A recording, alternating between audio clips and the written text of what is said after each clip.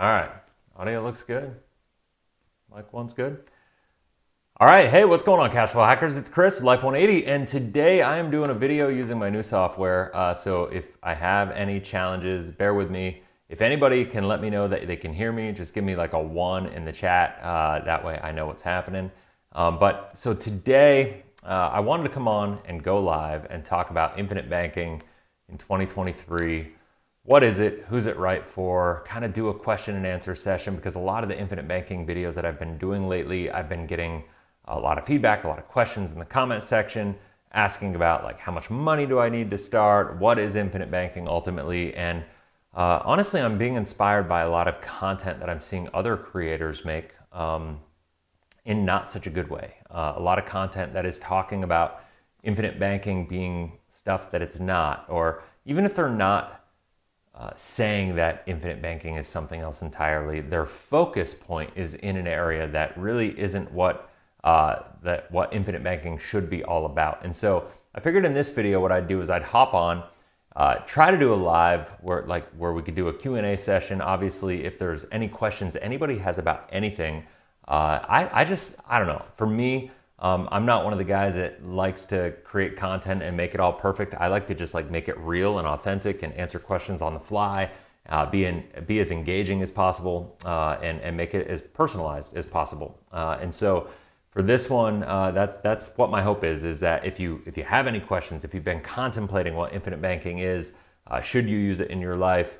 Are you selling it? Are you an agent that's trying to learn about how to help people utilize infinite banking in their life? What are the challenges that you're having? Let me help you in all these different ways. That's kind of what I'm hoping to get out of the next hour with this video. And so if we make it that long, that's the goal. So what I do is I have a couple questions on the back that I figured I'd just kind of like start by answering to get the ball rolling based on, just based on people's comments recently and some of the other content that I've seen. And so here's what I'll say.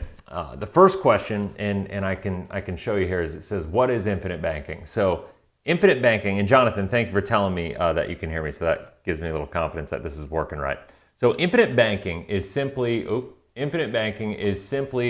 financial system. I break it down very simply to say infinite banking is more of a filter, right? Like Nelson Nash will say it's a system. A lot of people say that you have to utilize whole life insurance, and I agree with that. Whole life insurance makes it better. But when I look at what is infinite banking, when I break it down simply, I look at it as a financial tool that I can utilize in my life, and it's ultimately a filter that I run all my financial decisions through, right? Because if we think about where we want to go in our future, we have to reverse engineer. We have to know where we want to go, and we got to reverse engineer a plan to get there. And so when we look at that, one of the challenges that I see that people make is they're not being intentional enough about what they have to do today. And the thing I love about infinite banking is it's the only financial strategy in the world I know that will make sure what you want to happen will happen when you want it to happen, whether or not you're here to see it. And this is my lovely wife bringing me a nice protein shake. So thank you. Thank you. All right, you are. You're good. So I needed some lunch. Thanks, babe. So that's the thing I love about it, is that I am all about like removing the variables. Like, so when I think about why I love infinite banking is because I look around the world and I don't think about how it works for everybody else. I think about what gets me excited about it for me in my life. And I go, you know what? I'm not where I want to be in life, right? Like I've had some really cool results. I've built some really cool things. I'm doing some awesome stuff, but I'm nowhere near where I want to go. And if you look online, there's a lot of people that are talking like the number one investment that you can make is in yourself. The number one asset in your life is you. The best investment you can make ever is going to be you. And so like all that is true, but it's also very like clickbaity, and it's very like high level. I don't know. Like it just doesn't seem like it hits like strikes the right chord for a lot of people. But for me, I look at it and I go, all right, I look back where I was 10 years ago. And I look where I was 5 years ago, and I look where I am now, and like I almost don't even recognize the person I was 10 years ago. it's hard to recognize the person I was 5 years ago, and and it's hard for me to see where I want to be 5 years from now, or like visualize me being who I need to be to accomplish the goals, because I got some goals that are so big that it's hard to visualize like the leap that it takes to get there. And the reason I love infinite banking is because money is just a tool for us all to accomplish and live the life that we want to live. How you interact with that tool, the relationship that you have with money, is going to be a huge component of whether you actualize or don't actualize your goals in your life. And so like when I look at this, and the reason I say infinite banking is a filter is because all the money that flows into your life, if you have it flow through this filter, and then every decision that you make, if you flow every decision through this filter, it's going to help you make better decisions that are in alignment with you achieving your goals. The biggest mistake that I think that people make is giving up control of their money, putting their money in qualified accounts, not being able to tap into that money until they're 65 years old or 59 and a half years old, or later in life. And ultimately, I look at this and I say, wow, like what we need to keep our money in a place where we have liquidity use and control, where we can save and protect ourselves from the market volatilities and the market cycles and the economic uncertainty that we're all surrounded with on a day-by-day basis and a year-by-year basis, the political uncertainty, the debt, the inflation, all the things that are happening around us, right? Like if we could build this financial bunker, this fortress, this foundation in our life that is going to be able to weather those storms, that financial security on the basic level is like the key to all success. There's I was listening to something earlier today actually, and it had nothing to do with money. It actually had to do with relationships. But there was a comment that was made in the video, and it said there is no freedom without feeling safe, right? And so we talk about financial freedom a lot, right? And it got me thinking about the fact that if there's no freedom without feeling safe in relationships, in life in general, I think these people are actually talking about the fact that that's what really people are after. Like you have some people, like let's take the pandemic, let's take COVID for example, right? And I know this is a big can of worms to open, but I'm just going to use this one example. Is like you had people like me, right? And I'm just going to be right out there with it, who were just like, I didn't care about wearing a mask. I didn't get vaccinated. I didn't do all that stuff. Now, do I care if other people did or didn't? No, I don't. Like you live your life. But I went out and I felt safe because I'm healthy. I exercise, I watch my diet, I do all these things. I was never really concerned. I got COVID, it kicked my butt. But I was never really worried about it. It was just kind of a thing I knew I was gonna have to deal with, right? Other people didn't feel the same way as me. And the reason that a lot of people were freaking out and wanted to get vaccinated and wanted to wear masks is there's no judgment on that. It's just a function of their safety. And they didn't feel like they would be free unless they were safe, right? And so when it comes to our money, when we look at what we're doing with our money, the ability to feel safe with what you're doing financially to accomplish your goals is going to make a world of difference in your ability to execute a plan for you to get there. And so what I know is I see these people, they go in, they put money into a 401k or an IRA, they give up control of that money, they ride the market ups and downs, they don't have enough savings in an emergency fund, they don't have an opportunity fund, they can't be an opportunistic investor. And so therefore they don't feel that safety, they don't feel that security, they don't see the opportunity, and that's what's holding them back. And I've said this a lot, the human brain only allows you to put 100% of effort into something you believe with 100% certainty you're gonna be successful with, right? And so when we look at it from that angle, it just gets really clean. Like you gotta make sure you put yourself in a situation where your money is in alignment with your values and beliefs, and you're able to execute a plan and you believe that you can be successful, because if you don't believe it, you're not gonna succeed. I don't care how good it is. And so that is that. So when it comes down to, just to kind of finish off and wrap up, I see I got a couple questions here, but just to kind of finish up this, like what is infinite banking? It's just a filter in your life that you flow all your financial decisions through. A lot of people will say, oh, you got to take over the banking function in your life. Well, that's a good catchphrase. But what really at the core is infinite banking? It's putting a financial system into place that puts you at the center of your financial success. You cannot outsource your success to some financial planner, to some money manager. You have to take radical self-accountability. And I'll tell you right now, when people, that's the second question is, who is it for? Who is infinite banking for? Infinite banking is only for people that are willing to step into radical self-accountability. People that say, I know where I want my life to go. I know that I'm gonna have to grow to be able to live into that. I know that right now in this very moment, I am not who I need to be to get to where I wanna go. So if that is you, that is why I love this so much, because by implementing in this financial strategy in your life, not only gonna help your money, it's gonna help you grow to become who you need to be to get to where you wanna go. It's gonna help your money, it's gonna help your relationships, it's gonna help you personally, professionally, in all these different areas in your life. I believe it's gonna stretch you to grow and force you to become more so you can give more and serve more and be more. That's it. And that is who infinite banking is for. If you don't resonate with that, and once again, no judgment on this. There's a lot of people out there who are like not interested in that game at all. They just wanna go to work, punch a clock, live life, party on the weekends, hang out on their boat on the weekends, hang out on the pool or at the beach or whatever you do, barbecuing on the weekends. Totally cool. If that's you and you just want to go to do your job and save money and do that for 45 years and hope you get to the end and you're comfortable, by all means, like, awesome. Like, you know, a lot of people like to criticize that, but the world needs that as well. Like, we can't all be out there trying to do all this stuff at the same time, because we need different personalities for different things. This is, once again, it's just a tool, but it has to align with your values and beliefs. And that core value and belief, I think, is like, where do I want to go? And am I where I need to be as a person? Am I who I need to be to get there?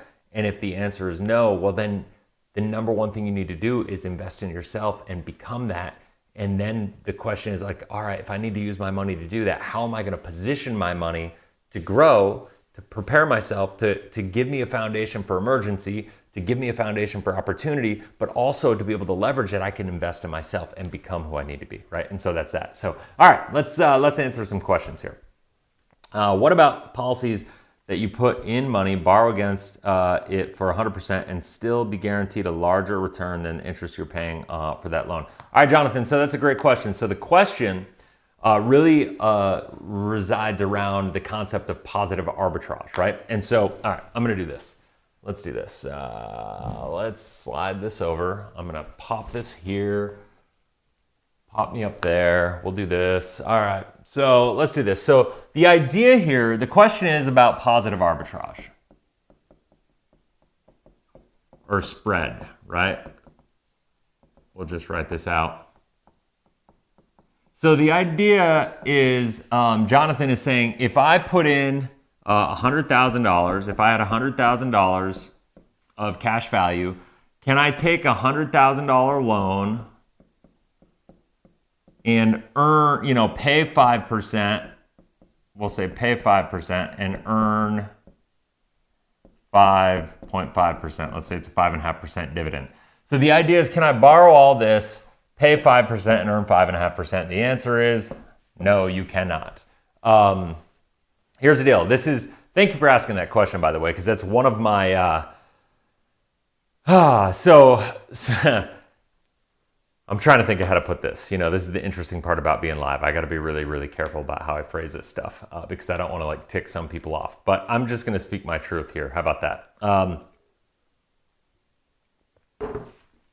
The bottom line is this is where people are getting misled when it comes to infinite banking online right now. Here's the deal. There's a difference. If you have a 5% loan rate, let's just go here. I'm gonna do this. If you have a loan rate at 5%, and then you have a dividend rate for whatever company at 5, and let's just call it 5.75%. This is a gross dividend rate, okay? Meaning everybody's used to gross income and net income, right? And so what this is a gross rate, not a net rate. And what is the gross income is like what you make before taxes, and the net income is what you make after taxes, right? And so after taxes, Social Security, and all these different things. So the gross rate is the 575, but then there's a net rate that is minus all that charges, cost of insurance, expenses, and all that stuff. And that's what ends up getting paid out. And that net rate is typically, I'm going to tell you, 4% at the end of the day. So here's the deal. Infinite banking is not about positive arbitrage, being able to say, all right, I'm going to take this 100,000 and I'm going to borrow. First of all, you can't borrow 100% of it. You could probably borrow 90% of it, and you could use a third-party line of credit, and you could have access to a higher percentage than the 90% in a lot of situations. However, at this point in time, the line of credit is going to be a higher rate typically than the insurance company is going to charge you. And so, if we were talking a year ago when you could get a line of credit for 2.5%, that made sense, but now it doesn't. But once again, that's one of the reasons the power of infinite banking is that we're talking about, if let's say you're 35 years old right now, I'm just gonna go over here. Let's say you're 35 years old, right? Let's say you're doing this until you're 90, right? So what is this? That's 55 years, right? You have 55 years that you're planning out here. So by implementing infinite banking, I did a video the other day talking about how infinite banking can help you in every phase of your life, right? And so when we look at infinite banking in every phase of your life, what does that look like? You got all right, 18 to 26 years old, right? What is this? You're trying to build your financial foundation and understanding. And then from 26 to 35, you're trying to launch.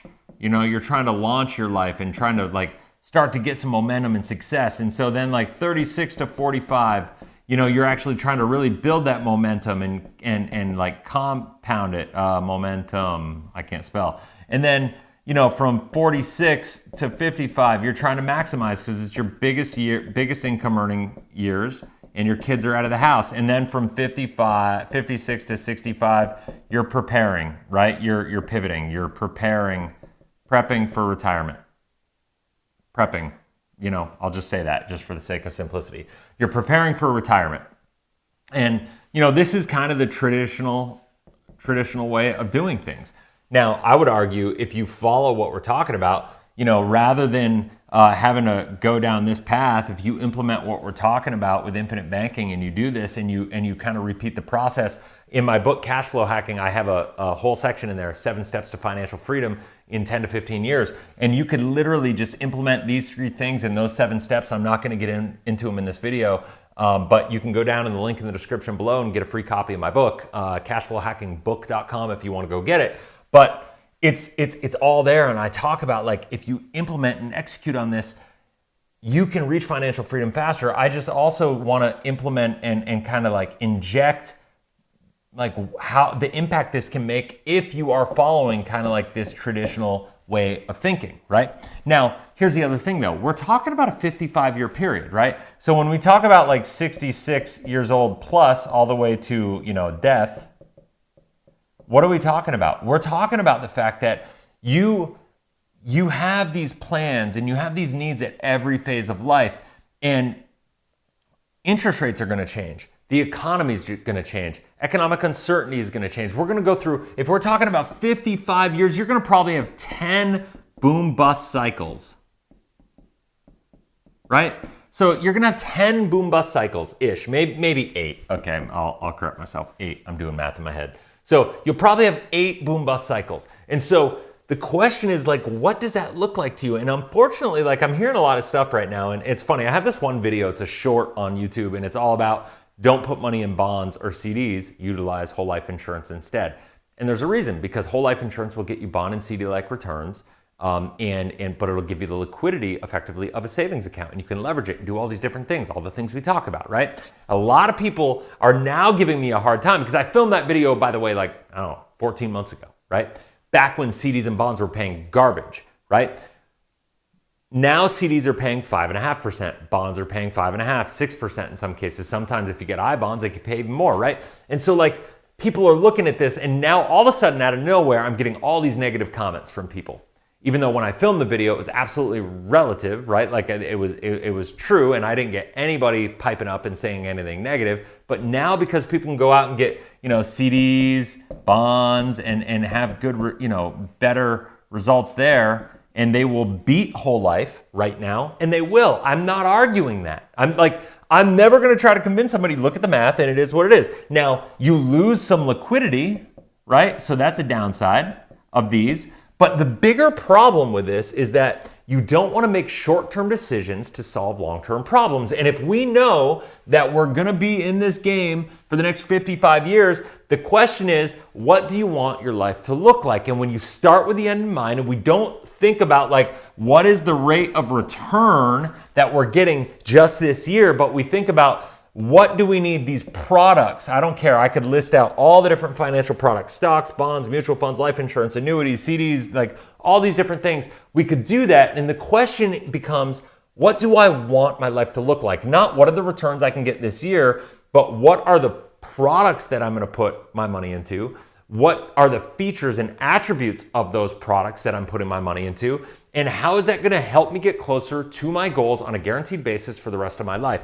How is it going to help me actualize the results in my life? We need to start thinking less about returns and more about results, and what we have to do in our lives, how we have to leverage money as a tool, how we have to personally grow, and what we need to do to be able to grow into becoming that. And when we start thinking long-term, this 55-year period, we start thinking intergenerationally, now the whole game changes, right? Everything changes when that happens. And so when it comes to this, kind of coming back to your question, sorry, I went on a tangent there, but this is not about positive arbitrage. You are going to have negative positive arbitrage, especially out of the gate in a policy. Now, I did another video. I'm gonna do this. I'll explain it right here. Okay. So we go 1979. Okay, and then we have 2008, and we have 2020. This is obviously not to scale, folks, so bear with me. Okay. So 1979 interest rates. I'm gonna do blue is gonna be interest rates. Okay. So I gotta thicken that up a little bit here. Boom. Okay, so blue is going to be interest rates. We got 6% interest rates was in 1979, and then 1980 interest rates went up to 19%. And when I say interest rates, I'm talking federal funds rate. And so from there, the market took a hit, and then from 80 to 2008, and I'm drawing a straight line. It wasn't very straight. It was up and down, up and down, up and down all over the place. But at the end of the day, you get the point, right? We had this declining interest rate environment. Now, on the flip side, we had whole life dividend rates. The green I'm going to put is whole life dividend rates. Right now, in 1970, we had whole life dividend rates at whole life dividend rates were, let's just call them 4% or 4.5%. Right? They were low. Every company is a little different. 4.5 to 5.5%, but they would go up, but they always lagged, right? And then eventually they crossed over. And so there was this crossover point, and then they lagged, right? And they went down, and they dropped, and they got all the way down to they lagged a little longer. Once again, not to scale. And then they got all the way down to, let's just call it 5.5%, right? And then they've been flat. Now, all the while, federal funds rate stayed low at 0 to whatever, and then it started going back up. What's happened now is the dividend rates are, boom, they've crossed over, and now they're going up again. So what's happened is, this is my big problem. A lot of infinite banking people don't understand this, and they have the best of intentions, but they don't really understand how it works. This space right here, we lived in an environment where there was positive arbitrage potential once the policy matured, right? Because this is what it is. But now what's happening is we're on the flip side. Dividends always chase interest rates. That is an important thing to understand. Dividends always chase interest rates. So back in 1979, if I were to draw this scale out all the way back, this would be over here, and the rates were higher, and it was negative, right? These rates are going to chase, the dividend rates are going to chase the interest rates up, and then they crossed over, and they're going to chase them down. And so the dividend rates for the past 45 years have been higher than the federal funds rate, because the life insurance companies locked in good returns in bonds here. So even when the rates got lower, the companies had 30-year bonds that they bought at 19% in 1980, right? Or 20% even in 1980. And then finally in 2010, they had these bonds expiring, right? So this whole window here, they had this 19% bond, like propping up the dividend rates for the life insurance company, right? And so like that was a huge advantage. So there's no wonder, like this is why when I say index universal life became popularized in 2009, that's why, because these companies saw in 2010, by the way, 2009, right before when IUL first started getting market traction and market share, life insurance companies looked at this and they had to say, wow, okay, we're losing this in our portfolio. We're gonna have to roll that money over. We're rolling 19% money over into like 5% money. And that is just like catastrophic to a general fund, right? Like, I mean, they were super stressed out. That is what came to the Section 7702 changes, because we had a decade. It's like a lost decade of interest rates for insurance companies here. And so 7702 reduced the guarantees to 2%, because what that do? It took stress off the general accounts and the need for the companies to have the guarantees in the general accounts. They didn't have to have so much money backing up every dollar on reserves. Because remember, life insurance companies, especially when we utilize it for banking, life insurance companies don't implement fractional reserve banking. Sorry, had to get a drink there. All right, let me see what's going on. Does that answer your question? Well, maybe it doesn't answer your question fully. Let me elaborate even more. So when we talk about this, where's the question? Going back over here. All right, I get a little excited and a little all over the map with this stuff. So so when we look at arbitrage, it's not about this. You're actually going to have negative arbitrage, right? So when we look at it, year 1 through, let's just call it 8, is going to be negative arbitrage. Can you get positive arbitrage? The answer is yes. If the policy is mature enough, let's just call it year 8 plus, and if we're in an environment like we have been for the past 40 years, then you can get positive arbitrage. Is positive arbitrage an absolute principle in infinite banking? Is that what it's all about? The answer is no, because as you said, as I showed, even in a policy that's mature 8 years or more, if we're going into the environment that we're in right now, you're still not going to earn positive arbitrage, especially with non-direct recognition. Now, is that good or bad? It's not either. It's just what is. It's about you understanding what you're getting involved with. Remember, we're talking about long-term goals, right? So we got to think about long-term. And so if we're thinking about a 40-plus year period, we know that we're going to go through these cycles. And the market is going to flow, and it's going to ebb and flow, and there's going to be a lot of shifts and a lot of changes. And you know what worked 2 years ago isn't the same thing that's working right now, as far as like bonds and CDs, the financial tools and products and things that we have at our disposal. It's all shifted, right? And so, but we know over the next 5 to 10 years, it's going to shift again. And then 10 years after that, it's going to shift again. And so the one thing that is true is that life insurance companies have been doing this for 180 years, right? So if we know life insurance companies have been doing this for 180 years, and we can buy and we can keep our money there, it's going to protect our safe, liquid, accessible capital. It's going to beat inflation over the long term. We're not going to give up liquidity of that money. And sometimes it's going to be worse than bonds. Sometimes it's going to be better than bonds. But at the end of the day, everything always regresses to the mean. But the thing is, how do you get your dollars to perform more than one function? How can you leverage and put your money in a place that has a filter where your money is guaranteed, where every decision goes through it? It's a financial foundational asset. It's getting your dollars to perform more than one function in the sense that it's going to provide a death benefit. It creates generational wealth. It does all these different things. Plus you get the tax advantages and the different ways that you can utilize it in retirement, right? And so hopefully that answers the question a little bit more clearly. But here's the deal. Like, I look at this, it's not about positive arbitrage. And unfortunately, let me get this over here. Unfortunately, so many infinite banking people right now are talking about how infinite banking is all about positive arbitrage. And that is the problem, is that the more whole life agents are out there talking about the power of positive arbitrage, the more IUL agents are grabbing onto that and holding on to that being the thing that infinite banking is. And then they're like ripping in saying infinite banking, IULs and like infinite banking on steroids, because you can get more arbitrage in IUL when in fact you actually get more risk. I mean, AG 49B is getting updated, and they're going to eliminate the ability to illustrate positive arbitrage in IULs this year. So that is that. Okay, so hopefully that answers your question, Jonathan, on that. It is not about positive arbitrage. Can you get positive arbitrage? Yes. Is it an absolute principle? No. It's about the timing of the policy, the maturity of the policy. It's about the economic environment we live in.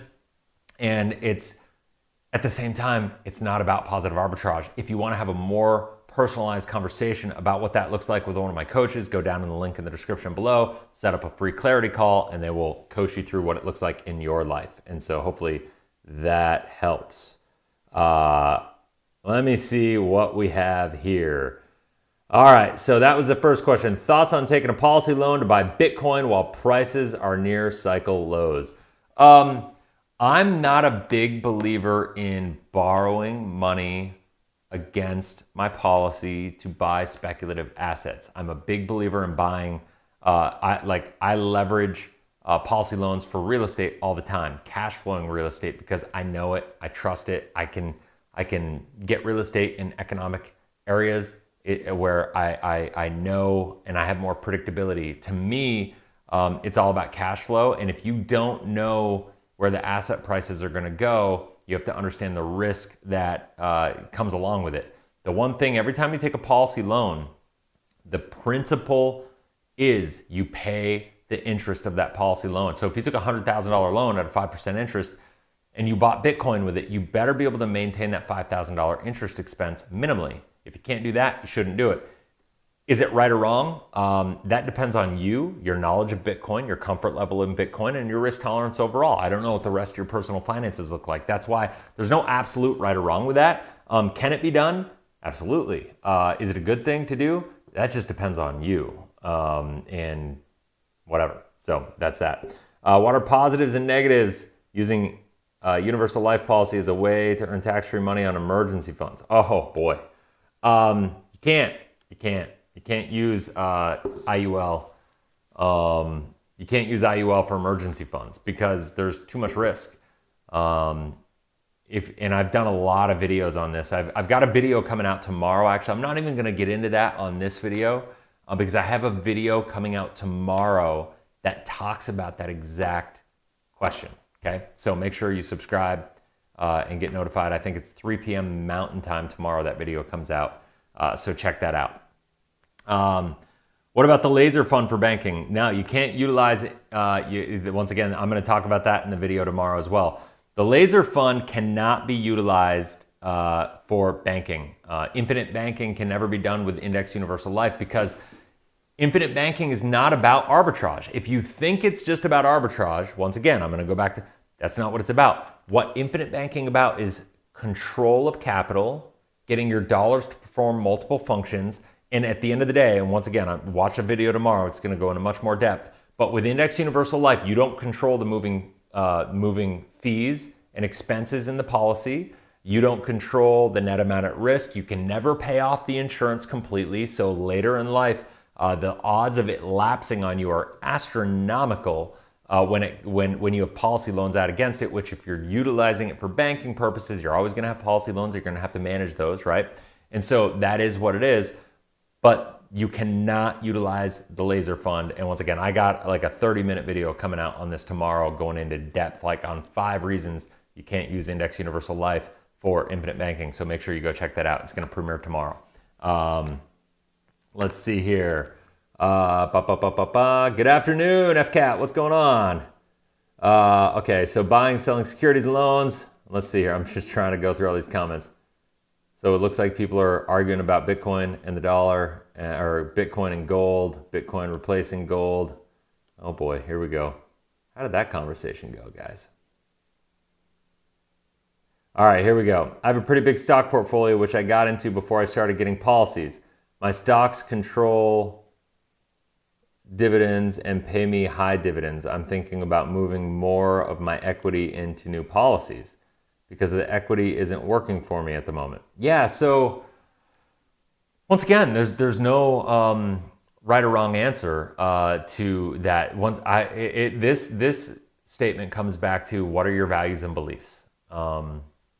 If you believe in the direction of the economy, I mean, like if I were to poll people, I think more people at this point in time would say I'm worried about the government. I'm worried about the economy. I'm worried about inflation. I'm worried about the unfunded liabilities. I'm worried about our national debt. I'm worried about, the inflationary risk involved with all of this.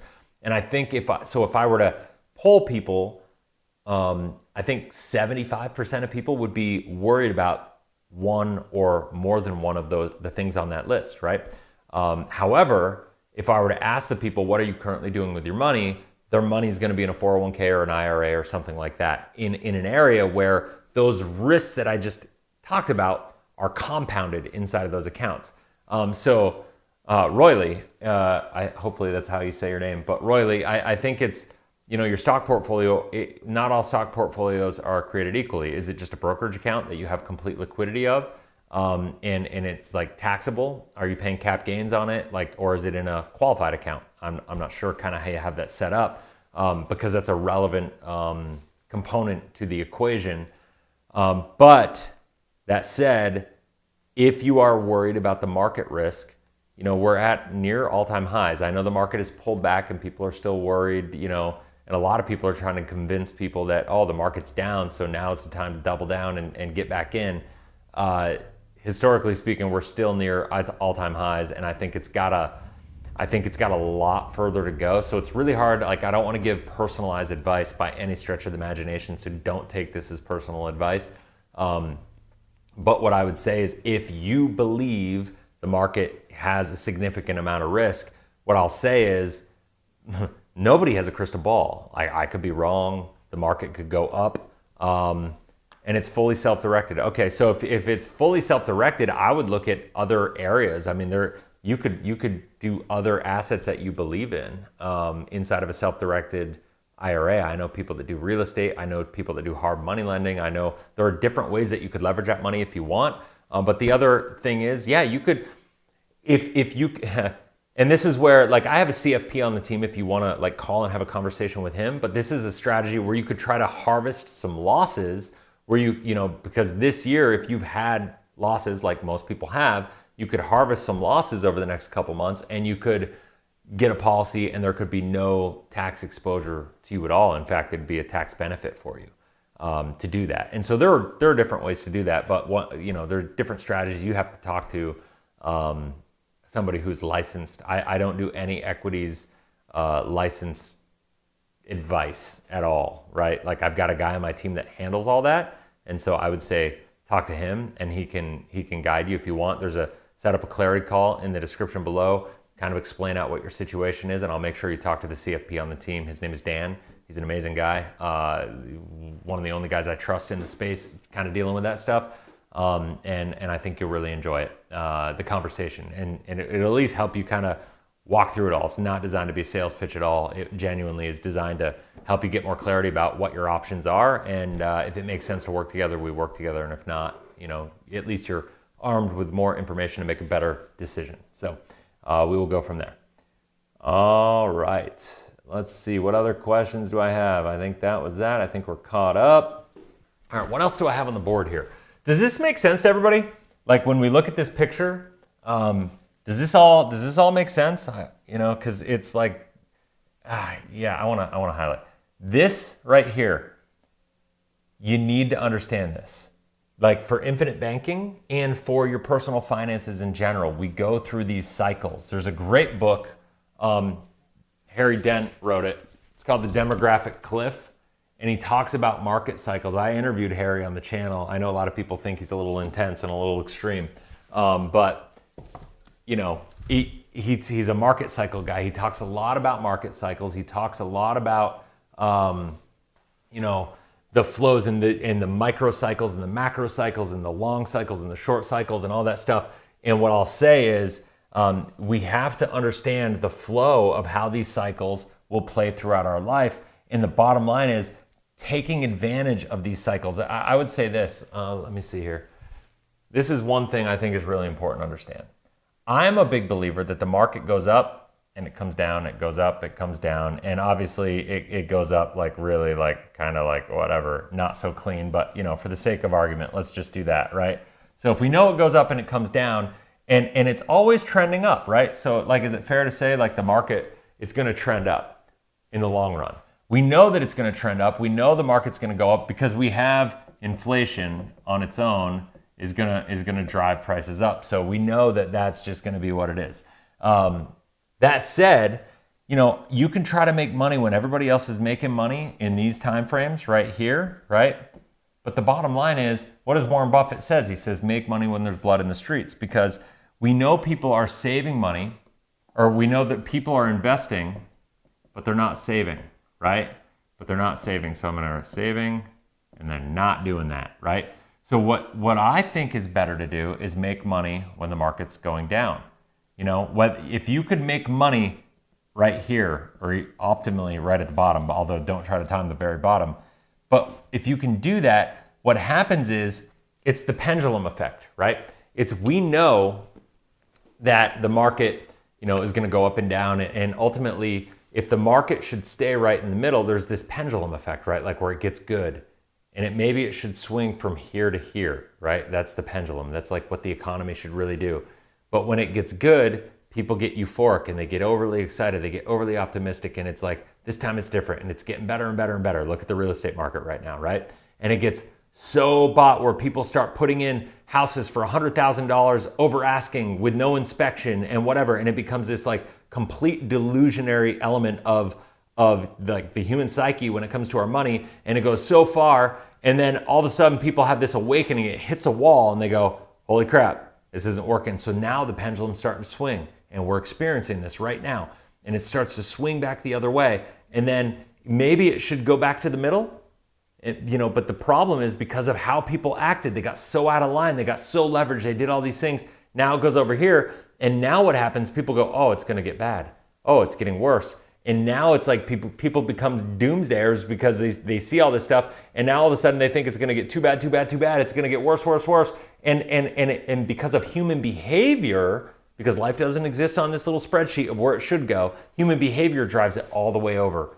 Instead of being ultimate euphoria, where it shouldn't have been, now it becomes ultimate like pandemic, or like just completely horrible economic environment, and people are super pessimistic and all this stuff about what's going on in the world, right? And so when we look at that, we go, all right, this is where the opportunity is. Anytime it goes past where it should be into there, that's where the buying opportunity is. And it hits that because people don't save enough. And so what they have to liquidate negatively performing assets. They didn't save money. They have to liquidate their investments just to survive, and people sell off. And this is when you have money. Now, where if you have your money in the market, you can't do that. You can't take advantage of this. This is the power of having an infinite banking policy. If you have your banking policy going up, and when these guys are dropping off here, and your money is keeping going right here, right, at a compounded rate, now you can borrow against it, and you can leverage this money,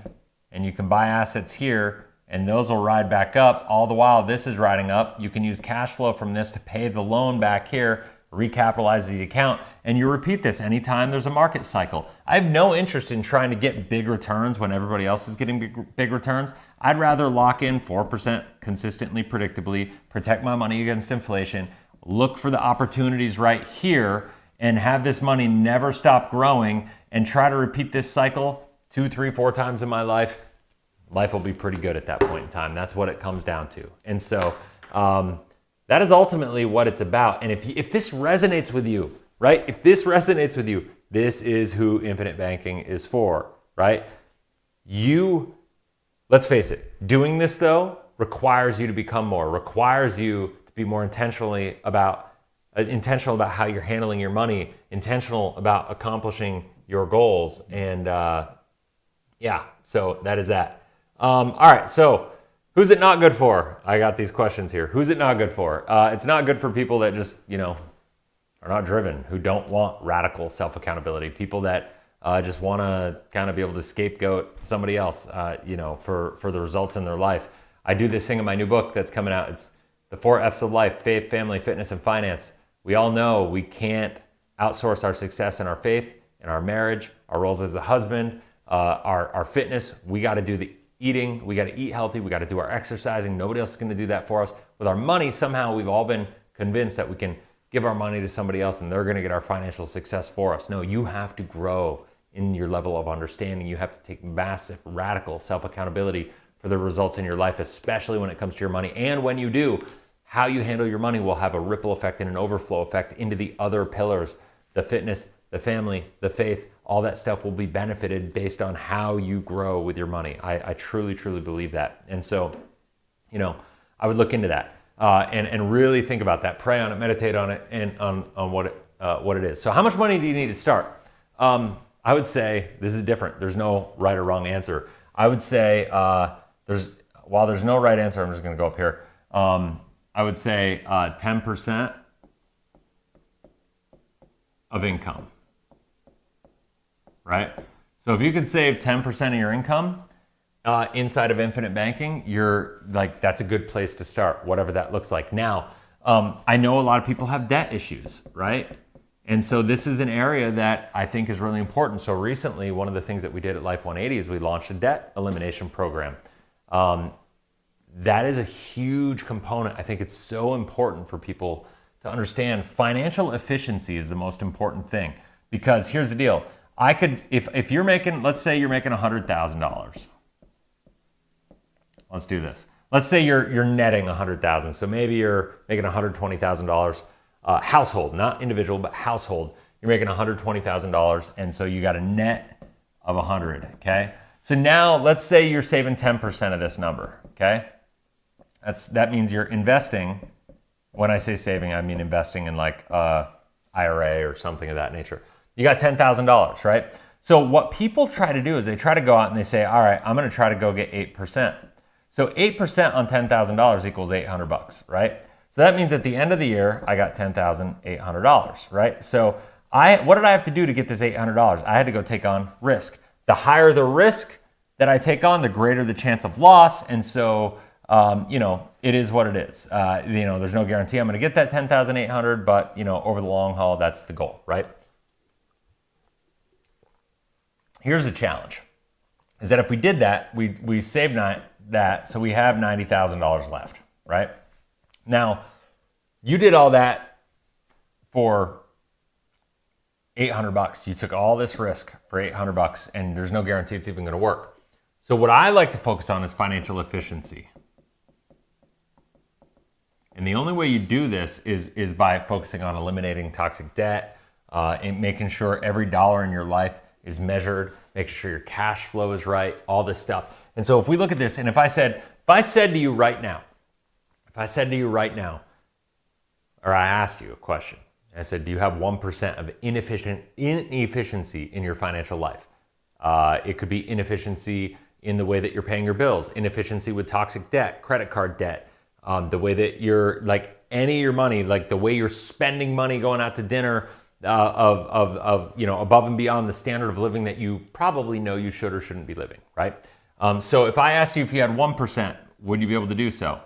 Chances are, I mean, I've yet to meet somebody that doesn't say yes to that. Which, by the way, there's no problem with that as long as you're also meeting your goals for your personal finances. But if you're sacrificing your long-term goals, right, and you have this inefficiency, that becomes a problem, right? Ultimately, I know most people can afford, or like we'll say they have 5% inefficiency. We'll say yes. But regardless, with 1% inefficiency, what I say is like, hey, if I could help you recapture the money in inefficiency that you have, recapture that money you're losing unknowingly and unnecessarily, and reposition that to help you accomplish your financial goals on a scale of 1 to 10, how interested in that would you be? Most people are very interested in that. Well, I don't know about you, but 1% of 90,000, by the way, is $900, right? We did that simply by increasing our efficiency of 1%, 900. That's the equivalent of it's the equivalent of a 9% return on the money that we did over here to invest with no risk at all, right? So now if we focused on efficiency and then we took this money and we put it instead into a 4% that we know we could get on a guaranteed basis, now we're at 10,400, but now we're plus the 900. We're at 11,300. That's the equivalent of a 13% return with virtually no risk, right? So when we talk about financial efficiency and we talk about what's going on, that's what I'm talking about. Now, if most people with 5% inefficiency, that's $4,500 with no risk annualized. It's a 45% return on this $10,000 investment that you're making. And so this is why I'm telling you guys, like this is what it's all about. When you do this, you control your money, you control all the variables in your life. It stretches you to become more so you can accomplish the life that you want to live. And it's just really, really powerful. So that's really what I got for today. I wanted to take the time to get people to understand it. If you have any questions about any of this, you want to talk to somebody on the team, I encourage you, go in the link in the description below, set up a free clarity call. It is not a sales pitch. It is a clarity call. Let us know if you have any questions. That is that. Does anybody have any questions before I sign off? Hopefully you found this valuable. Give me like a, I don't know, a 1 if you found this helpful. Because I know I've talked about a lot of this stuff in different ways, but I think kind of putting it all together is important, right? Because I think, man, people are just not talking about this infinite banking stuff the right way right now. They're just not. They're not realizing how powerful this tool is on a long-term basis, and they're focusing too much on the short term, too much on the arbitrage. And when you do that, you start running into these situations where cyclically, you know, these other assets that are fixed are going to look like they're better, right? And so, I just think we need to look. There's no other asset long-term that's going to do for you at different stages of your life what a properly designed whole life insurance policy is going to do for you. And infinite banking, it's a marketing term. Really, at the end of the day, we're just talking about a properly designed whole life insurance policy to execute it. Infinite banking is more of like the philosophy behind the scenes on how you leverage and execute your policy, or execute with your policy to do, whether it's a business, whether it's real estate investing or whatever, to help you get closer to the results that you're after in your financial life. So guys, I appreciate you guys so much. Hopefully you found this valuable. Thank you for the comments. Thank you for the questions. If you have anything that I didn't answer and you want to engage with it, leave it in the comment section below. I will do my best. If I have to come back on and do another live, I will. If I have to film a video on it, I will. I get a lot of inspiration from the comments that I get, from the conversations that I have with people. A lot of people always ask, Chris, how do you come up with all these ideas for content? It's the comments and the great conversations that I have with people. And I just love creating the content that I know is serving people. One of the things that's driving me nuts right now is all of the marketers, all of the influencers that are marketing to people. It's like, stop marketing and just like, let's educate people, right? Like real education. Get rid of the clickbait, get rid of the arbitrage talk, get rid of all the sexy stuff that makes it look better than it is, because it doesn't need to be. It's amazing enough on its own. So let's just focus on the amazingness that it is and not try to make it look better than it is, because it's amazing enough as it is. And all you do when you try to make it more than that is you confuse people, and a confused mind always says no. So if you're an agent and watching this, please, please, please take that to heart. So that is it. Have a blessed, inspirational day, guys. We'll talk soon. See ya.